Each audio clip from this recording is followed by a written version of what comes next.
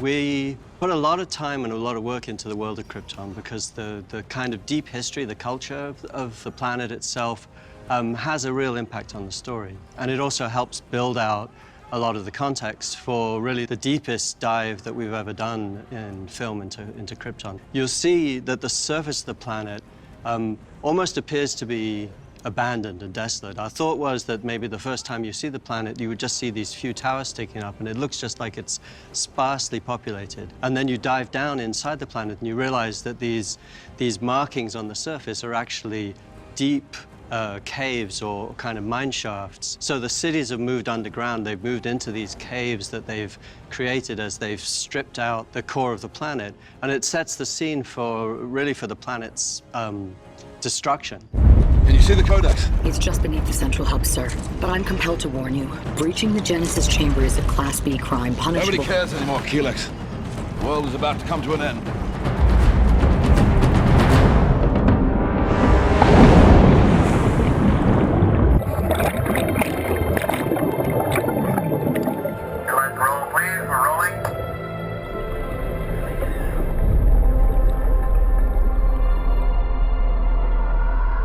I really enjoyed the tank work, actually. I mean, I worked quite a bit with understanding sort of deep breathing methods and trying to sort of expand my lung capacity and stuff. Because some of those shots were pretty hairy, you know? You have to sort of submerge yourself 15 feet and then kick off from a certain point and then travel 60, 70 feet underwater, sometimes going through specific motions, and then return up to the top. So it's a big breath required, you know?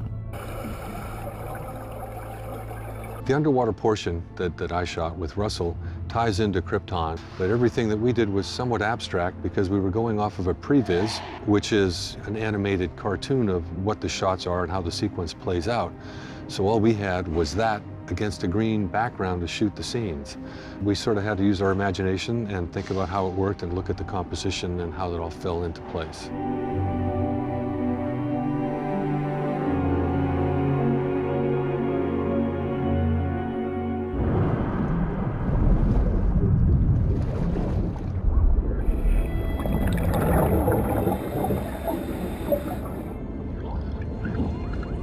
You could come up, you could take your time, you could see the Codex, you know, and he'll bring it in for you to take it.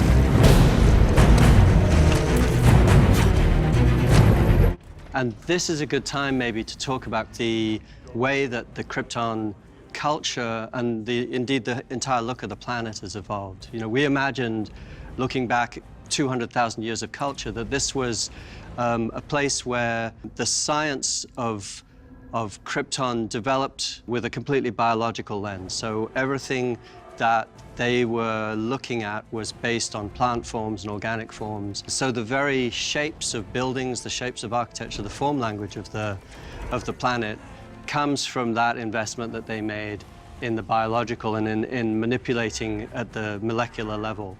So perhaps the buildings were grown, the spaceships were grown. In fact, the straight line, one of the rules of Krypton is that there are no straight lines. The straight line doesn't exist in Krypton. And that comes out of the idea that plant forms and organic forms are the basis of everything they think about in terms of architecture.